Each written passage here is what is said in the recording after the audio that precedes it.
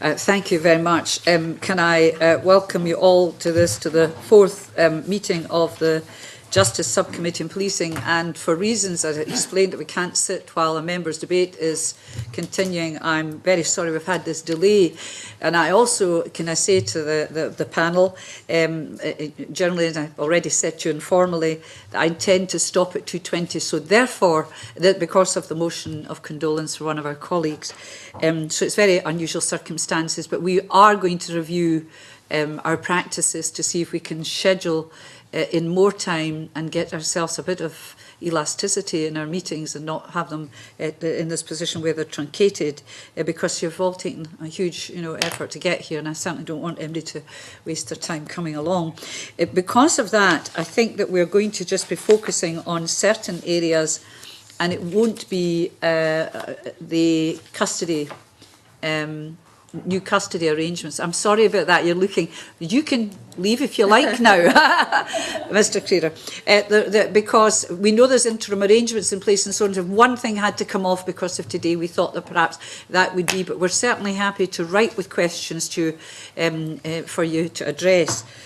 So can I just move on now to item 1 on the agenda: decision on taking business in private.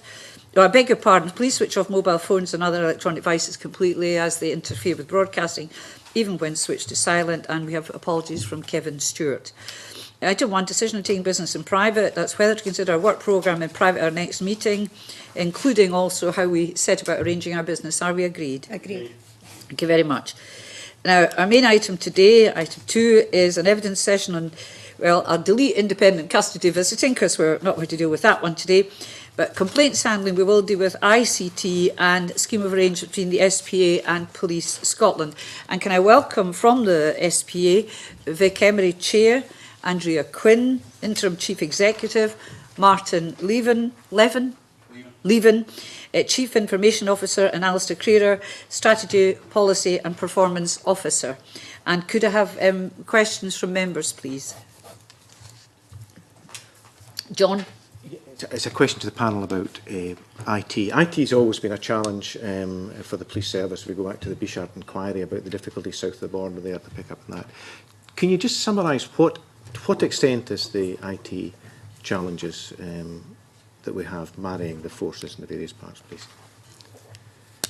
Thank you for the question, and thanks for the invitation to give evidence today. Maybe start with the kind of bigger challenge of ICT. So if we think prior to the 31st of March, or prior to the 1st of April, ICT was obviously 8 disparate systems across the whole of the country serving the 8 forces. So although there was an intention to have a national system, and I know best endeavours by ACPOS, Association of Chief Police Officers, was to have a national strategy with national systems all talking to one another, which certainly that they control the investment and the strategy for. Whilst best endeavours were made to do that, with the investment that was available, where possible that happened, but obviously not in a huge scale. So the first challenge that we inherit is to set about putting together an ICT strategy that does become an integrated system, because actually that's where we would start to unlock the benefits of police reform. I'll ask Martin Leven to come in a second and maybe talk about some of the challenges, technical challenges that we face. But certainly in terms of investment will be required. That does need to sit as part of an overall ICT strategy. And now that the SPA is looking to provide that strategy and the support to the single force, it does make life much easier. And that strategy is in preparation. But perhaps if I could ask Martin to just give a flavour of some of the technical challenges. Thanks. The ICT environment at the moment, as Andrea said, is based on, through best intention, 8 separate networks providing information to 8 separate constabularies, and there was a sharing of information through some token national systems that have been built through the duration of SPSA as the providers of ICT to the police. Where we're at the moment is the start of our journey on bringing these things together. ICT is the enabler that can unlock a lot of the efficiencies we're looking for from the single police service going forward. The ICT focus in the last year has been 100% on delivering day one in operational policing, and we have successfully achieved that. We had 14 significant independent national projects to deliver. We now have a single finance system. We've got HR systems that talk to each other across the country. We have got a new core part of a national network, which will be the launchpad for bringing things into it going forward. We delivered the 101 service on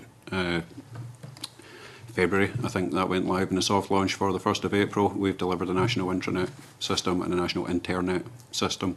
We've got a national email system. We have delivered a lot of what is capable that could have been capable for day one. Now our focus is 100% on delivering first an interim strategy to set a direction for us to head, and then a properly thought through, consulted, full ICT strategy. Can I ask about, I mean, in any case there was clearly communication between the constituent parts of what's now the single service in any case that can be built on. Is there a pecking order for, do you have a plan you could share with us? I'm trying to understand who would make the decision on, I would like obviously operational policing to have a priority. I hear you have a unified HR system, that's good if it gets people paid, but operations should be the priority. How would the priorities be established, please? I guess the strategy is built solely on the needs of operational policing, to be fair, that a HR system, whilst might sound a bit back office, I mean, without a HR system, the Chief Constable wouldn't be able to schedule his forces, etc. So what we've done in our initial discussions with the Chief Constable and his Deputy Chief Constable is to just for them to give us almost a shopping list of things that are essential, desirable, etc., which we've had. And from that, we're able to say, jointly, so there's probably two areas I would suggest. There's one around what systems are required, but then there's secondly the bit about resilience, the infrastructure that Martin talked about, that those things need to sit on, and that needs to be robust and resilient. So that strategy will jointly, collaboratively be worked upon. It's not something that the SPA and certainly Martin's team would just pull together as a plan. It has to be exactly what is required for policing, because that's the whole purpose of the ICT. And obviously the investment is a restrictor there, so how much money is available to be able to spend on what bit. We then have to look wider across the whole financial challenge that faces policing. So it's not just the challenge of what you would spend within ICT. And if the authority and certainly the Chief Constable believe certain things are essential, then that will get priority. But it would have to be cut your cloth to suit, because I think you're aware of the significant savings gap that has to be met. Can I also ask about the different countries of the UK and indeed Europe? Policing is a cross-border. What liaison, of any, is there with these other areas about compatibility? Because Bishop, of course, was about the computers. I'll ask Martin to contribute to that, because Martin is a member of the UK-wide group. So. Thank you. Yeah, we operate closely in an IT level with the 43 forces down south, plus the Police Service of Northern Ireland, plus British Transport Police. We already have collaboration in a number of national systems that are used widely in Scotland, that are hosted down south at the data centre just outside London, and that provides collaboration with the police forces. In terms of national strategy, we're now the second largest police force in the UK by quite a significant manner, and we are part of that decision-making process from an IT perspective. Okay, thank you very much indeed. Thanks very much. We'll keep to this just now. Thanks very much, Convener, and good afternoon. Thanks for making the effort to come through. We had a Justice Committee meeting earlier this week and took evidence from police witnesses about the Victim and Witnesses Bill, which is imminent and passing through Parliament. And there are some responsibilities on the police to keep victims' witnesses up to date with their cases.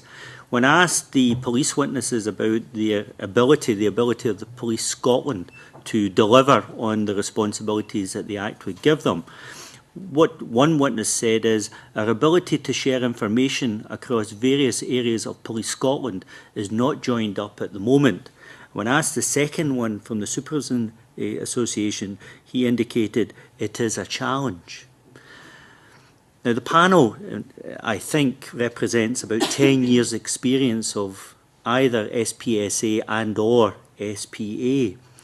So collectively, you've got an understanding in this last 5 years of experience with SPA and now with SPA, what's happening and where the service was going. It's been 2 years in the building of the legislation for a single police force.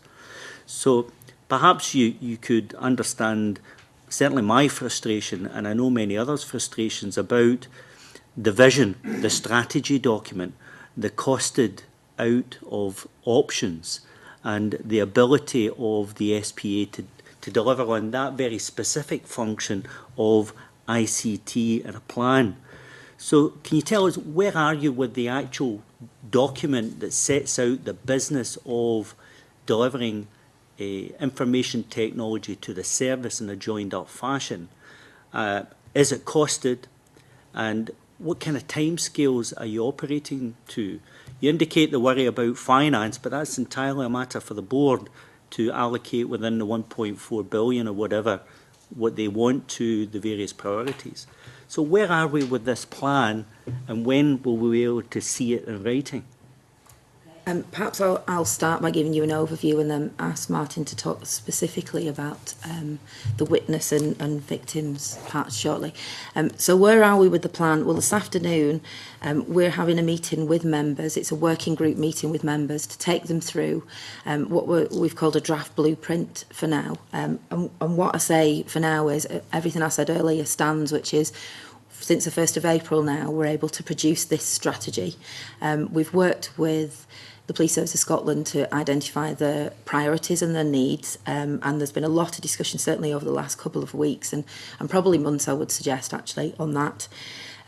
So this afternoon is about us showing members this blueprint and having a discussion around that blueprint. I made a commitment to the SPA board on, I think it was the 10th of April meeting, that we would bring an ICT strategy for approval to that board at the very latest of June. The reason I didn't say May was because I do think we need to go around the circle a little bit with the Police Service of Scotland to ensure we've captured absolutely everything.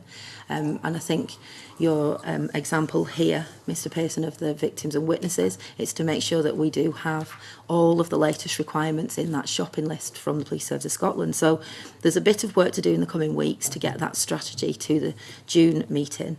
And then the intention with that strategy, I would describe it a little bit like a local authority plan, where that plan would go to an authority, a development plan would go to an authority showing a number of developments and buildings, etc. within it.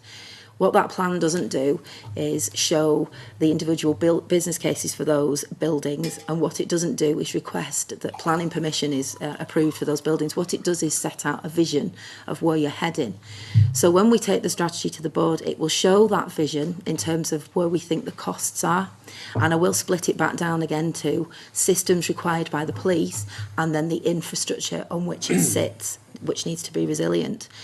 So that plan will go showing that in its entirety, that then allow members to make a decision about, as it's setting out its financial strategy for the next few years, where does it want to take decision to spend money, and is ICT one of the priority areas? So that's the sort of timeline. I'll just pause there. Have I answered everything on the timeline, and then perhaps we can go into specifics? I think the difficulty you place me in is that these dates that you're giving me are just recent. 2 years we know that a single police force is coming along. I know there's been a deal of lobbying from within the service about what they think they require in this new single environment, and their requirements have been in print for over a year now.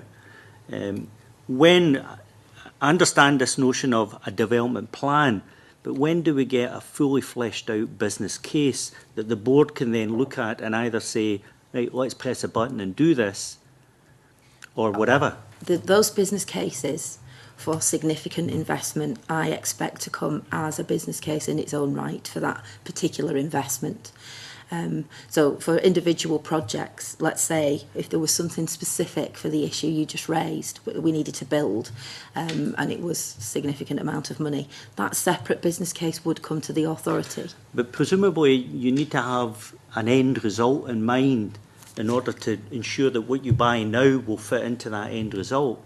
So you need to virtually get to the end result and work backwards to these individual bits. When are you going to have this end result business case prepared in order that you can then buy the various packages that make it up? Well, that will be June, and I guess just to pick up your point about... So you'll have there's that been, fleshed out in June? It won't be, as I said, it will be an outline, it will be a vision, it will have an idea of the investment profiles. It won't be a request for funding at that stage. Those individual business cases would come forward. I guess one thing just to maybe comment on was your point about there's been 2 years to do this. Actually, there's not. We've had a new command team in, and I think it's really important with the new Chief Constable and his command team that they set that strategy, the requirements that we then meet with a strategy. So although we did have a collective vision of 8 forces, my view is it has to be the Chief Constable and his command team that really specify to us what it is that they need. Now, some of that will be the same as what's gone before.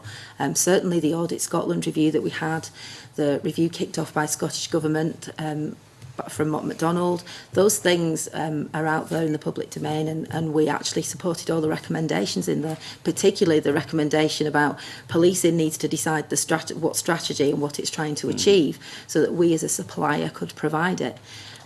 So I agree that there's been requirements out there, but really it has to have the stamp of the current Chief Constable and his complete command team so that we know it's matching what the operation and what shape he's building. Maybe Martin can give us some idea. When do we think we'll get to that point then when hopefully the board can sit down and look at the detail and be able to decide about spend? Because until you put a price to these things, nothing's going to move. Can I share your frustration and some of the situations that we're currently operating? If I could break it down into the 2 sections you kind of spoke about there, which was prioritisation and then strategy, and how does that tie in?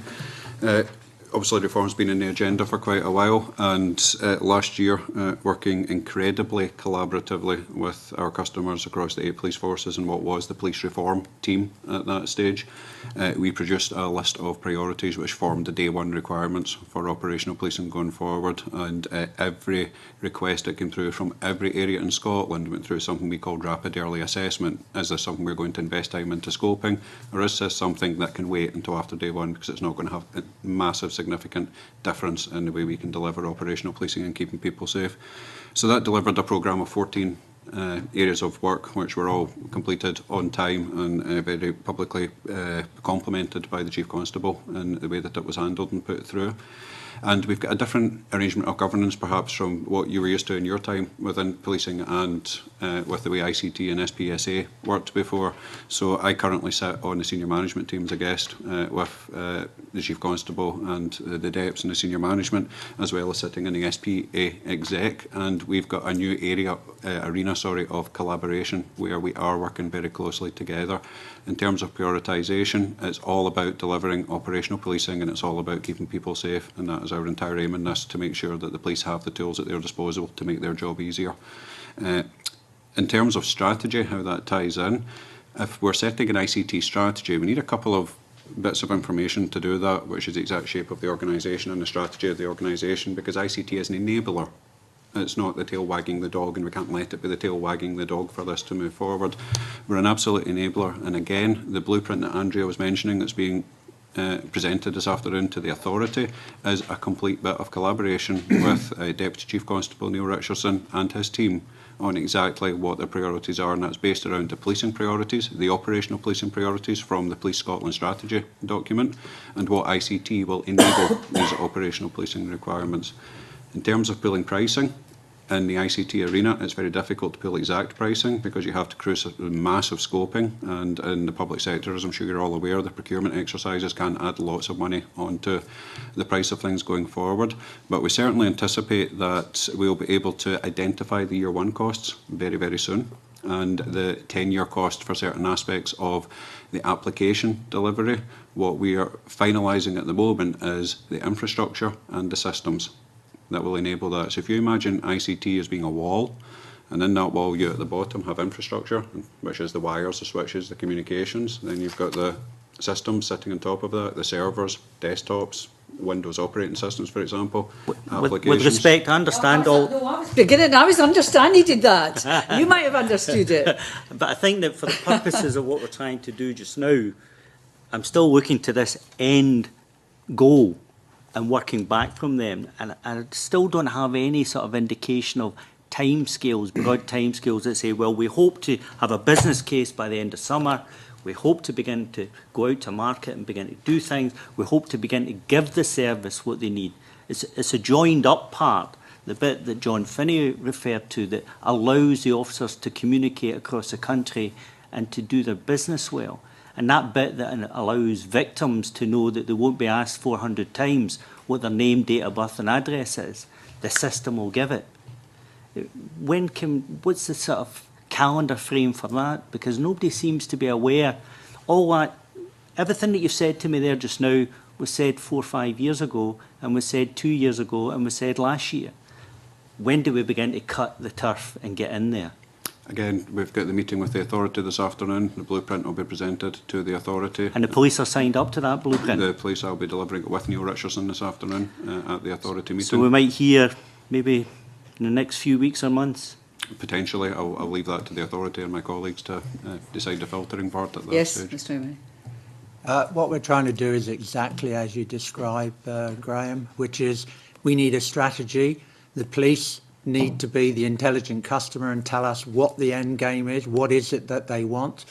They can't always describe the technology which enables what we want at the end. That's what the clever guys do. Yeah. But the strategy lays out all the different programs, all the different things that need to be done to become, hopefully, the best police force in the UK and perhaps Europe. That's our sort of aim. And so that strategy is being worked up between what I would call the intelligent customer and the people that are charged to deliver it. That will then be divided by that will be annualised. We will look at what costs, what money do we need each of the years in order to deliver that, and that then needs to be bounced against the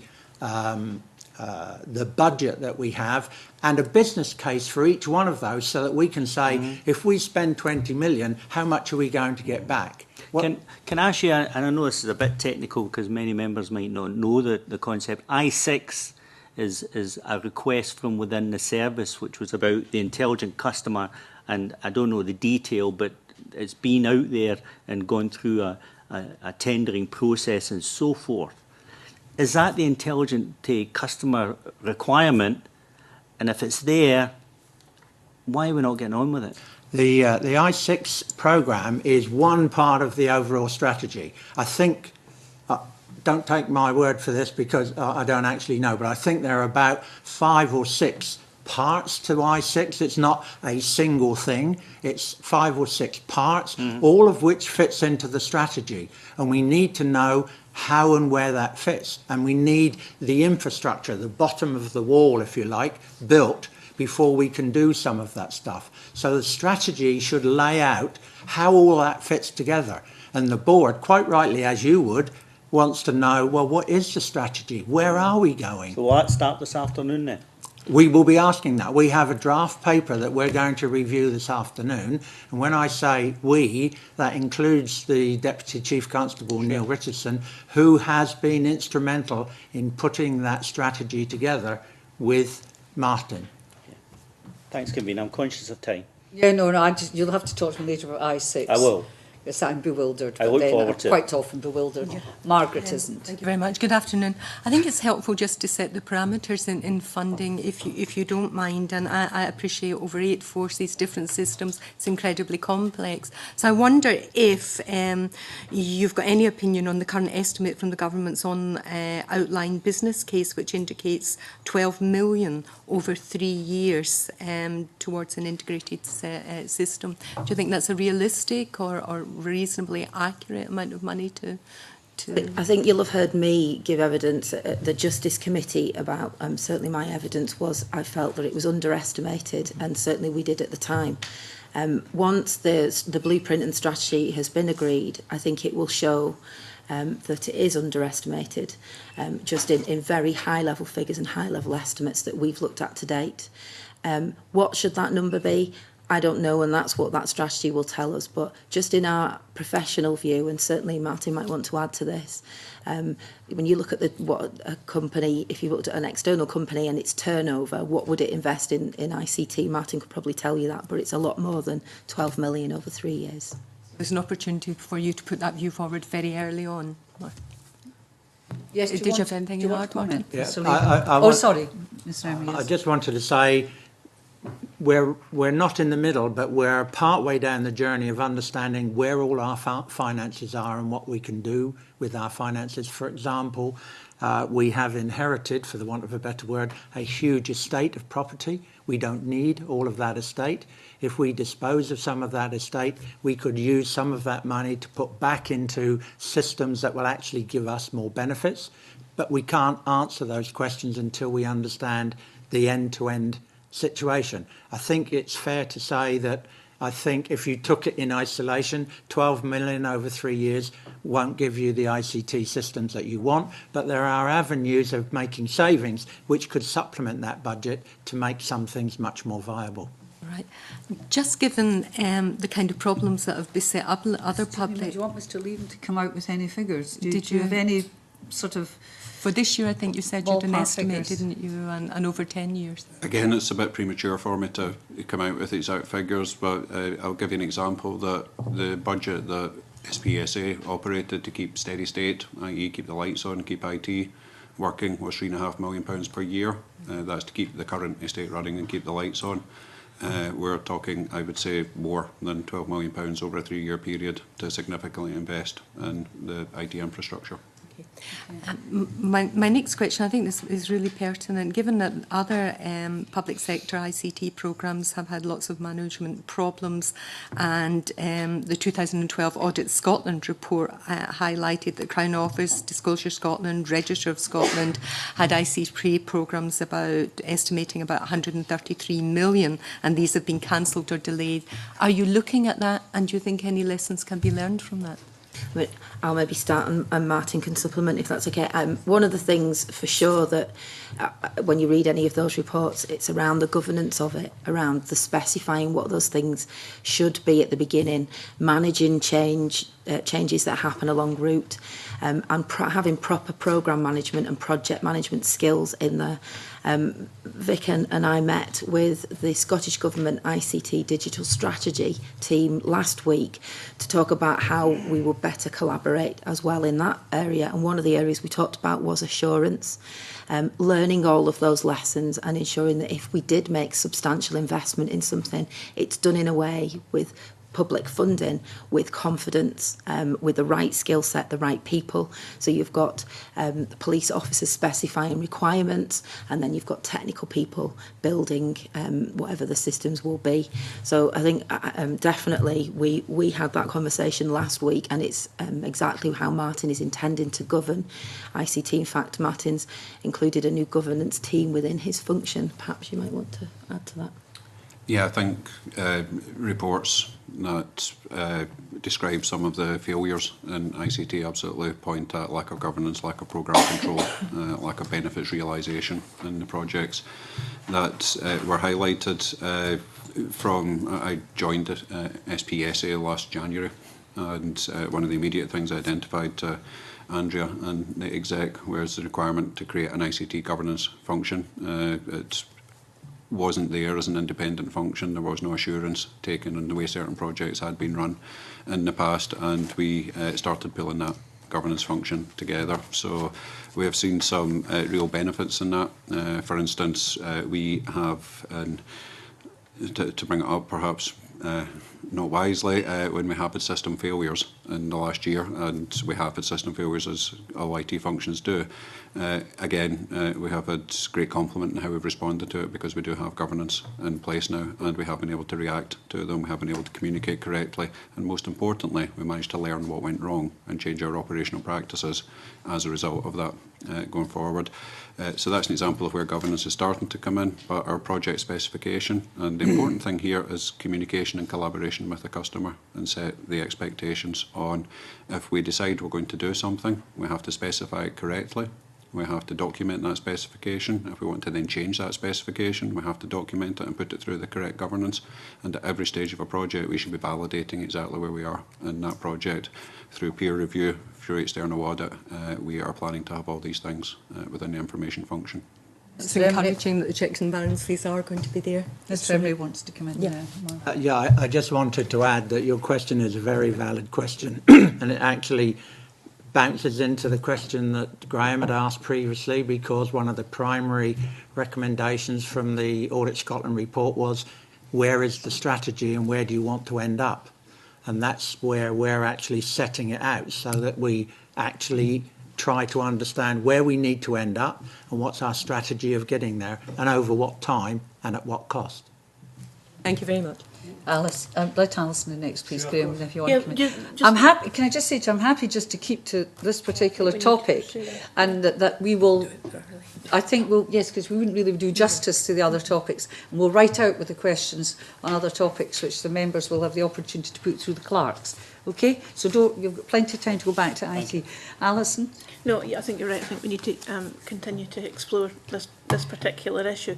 I mean, clearly to realise some of the significant benefits that you say that you'll get from a single police force, we need that operational intelligence to be shared across the country. It seems to me it's fairly clear already that you're anticipating the need for much more expenditure on this than had been set down in the outline business case. So have you already had discussions with the government about whether or not there is additional capital funding available to invest in this? I hear what Mr Emery has said about there being lots of buildings around the country, but the disposal of buildings, even when you have community acceptance to that, takes a long time, and I'm getting kind of worried about how elastic the implementation of this is. Seems to me that it's really quite an important piece of work. Maybe I'll start that. So firstly, the excuse me, in terms of have we spoken to Scottish Government about funding? I have a dialogue with my sponsor department generally about all funding, because I'm the accountable officer, so all of the revenue and all of the capital sits with me, for me to work with the Chief Constable about how that's going to be budgeted for. So the discussions to date that we've had about additional funding have been around what was the original police reform budget. You might remember the discussions at the Justice Committee about that. And there is still, from the outline business case, funding available for this year for police reform. And in it, there was some estimates around ICT, and it was the figure that we talked about earlier. So what obviously the sponsor department want to see is an overall financial strategy from me as accountable officer, so that I can access some of that investment. So that's the first thing we've got to do, is get a complete financial strategy, which we've set the high level budget. We set that at the 28th of March meeting. We've now to set the next layer down budget, and I know the Chief Constable's busy looking at that with his command team at the moment. From that financial strategy, which includes all the savings that we're required to make to plug the gap that's there, then you're able to look at ICT within that whole picture. And it could be that the board, the authority, decide that it wants to take money from somewhere else and put it into ICT, and there will obviously be discussion about that. But I think there's also an important point that Vic made, which was about spend to save. So you may choose to make an investment now, because actually the payback will pay dividends. So all of that it is flexible and it is elastic, and it has to be, because I think certainly you're right about capital receipts and how how and when they may be achieved. And also you do have to look at both capital and revenue together, because obviously things you might build with capital money will have a revenue impact in terms of licensing and things for ICT. So it is fluid, and I think it should be, because I think that's right, to be able, the authority to be able to decide how it needs to invest to get the best police service and support the best we can. To comment on that. No, Graham, you want to come in? I think you covered the part of one of the questions I would have, and it was really of Vic about it. It will be within the gift of the board to make business judgments that says, okay, I've only got 12 million in the profile, but we need to invest more. And that will be a matter for board members to decide over the coming months. I think that's been answered. Presumably you would agree with that. I would absolutely agree with that, but I would also caveat that we wouldn't do that without absolute cognizance of where the chief constable and the police want to go. Yes. I mean, they, to a large extent, will determine the priorities they need. Yep. No, I understand that.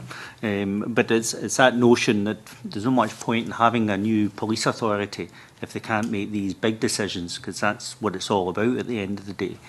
The other part that I would challenge somewhat about the nature of the intelligent customer that you talked about earlier, and the need to involve the current executive and so forth. It's quite obvious that there needs to be relationships. We spoke about relationships between the board and Police Scotland at earlier meetings, and no doubt we'll revisit that at some time in the future. But at the end of the day, it's about how one provides a service to the public. Goodness forbid that your executive suddenly walked away tomorrow morning. The next set of executive wouldn't come in and say, no, all that stuff there that you've got, we don't want that, we want this over here. There are generic requirements of a single police force which is going to bring all the benefits. As someone who's supported the concept for a long time, you know, I'm on your side from that point of view. But we need to move forward this element of ICT delivery. And I suppose one of my worries is that I think they called it the management performance platform or something similar was the description of the project. We are still awaiting a report on the outcomes from that project, but it doesn't augur well for the delivery of future projects. Now, I do understand the element about proper governance, and it's true that's very, very necessary. I'm sure if you go back to previous office bearers, they would indicate they too had proper governance. I go back to this frustration again. I'm hoping that after your meeting this afternoon, we will begin to see some flesh on the bones that will give, not me, because I'm lucky enough I don't need to go out at 11 o'clock at night any longer and do the street work, but for the 20,000 odd who are out there doing it for us, that's what they need. It seems to me that the guy who comes and fixes my washing machine has better IT support for his product delivery than we have for police officers doing the business on the street. That's wrong. And that should be really one of the, if not the big priority for the board. I don't disagree with any of that. We need to work, and we are working closely with the police so that they can actually deliver their obligations to us so that we can deliver them to you and the public. So I don't disagree with anything that you said. In terms of the platform, again, there wasn't an assurance system that actually said, if you do this, will it work? Will it deliver the requirements that you set out? And I think you heard Martin earlier this afternoon say there has to be a structured process to say this is what we're trying to do, this is the way we're going to do it, and this is the way we will check it. Now, in terms of some of the elements of the ICT structure that need to be delivered within the strategy, we need to have business cases for each one of those, and each one of those needs to have an independent assurance that actually it is deliverable, because Martin will be delivering it and therefore has got his skin in the game, as it were. So we need someone who hasn't to look at it and say, yep, that will work, or no, I don't think that will fly, and therefore you make changes. So all of those things are in our programme moving forward. Mm-hmm. But as you acknowledge there about these considerations, history has taught us these can be moving feasts, that what we thought fitted the bill just now will have changed by September, will again change a year in September. Eventually you've got to freeze the system and get it delivered. And I'm sure that many people would see that notion of 80-20, getting it right. Then you need to make that step or you'll never have any national system. And that again, we violently agree with each other. We need... Never be violent, Yeah, no. Vic, never violent. We need to actually make sure that what is being specified will deliver what we want it to deliver. And we need an assurance that that will be the case. And that hasn't been the case in the past. And as you and I both know, if I were to build a house and give a different direction to my builder halfway through, it will cost me a fortune and probably wouldn't even deliver what I wanted in the first place. So we need to be mindful. You'll understand our sort of frustration, or mine, I better not speak for other members. Can I just say, I know Mr Leven's want to come in, and I am going to stop in a minute or so. So it's just one of those days. So you wanted to come in with this, you were indicating... I'm hoping I can provide some comfort to you in terms of the change in the way we're doing things now, and the performance platform project is a good example where it can go wrong. However, the successful delivery of 14 national day one projects and incredibly tight timescales, and the size of them shouldn't be underplayed. One of these projects was a national management information system, completely specified, built from scratch with very tight project management and successfully delivered for the 1st of April, involving multiple resources. I think you would acknowledge the scale of the challenge there is something different from what we're talking about currently, about the next generation of delivering a joined up system. And the only last thing I'd like to say, particularly to Vic, given that you're the convener, is that the frustration, certainly I feel, is that regularly over the last couple of years, the meeting that was going to give us the information we needed was always just after our meeting. It'd be great if you could certainly give me some more sleepful nights and understanding where we're going with this thing, because I think it's important. Thank you. We all want to give him a good night's sleep, so you understand. But perhaps that's up to us to find in advance when you're having these meetings, then schedule our questions in thereafter. Can I say we will send additional questions to you, and I encourage members to put them to the clerks. This is a very different, we wouldn't normally want to rush things like this, but I think we give at least IT a reasonable airing in this first time. Thank you very much. That concludes the meeting.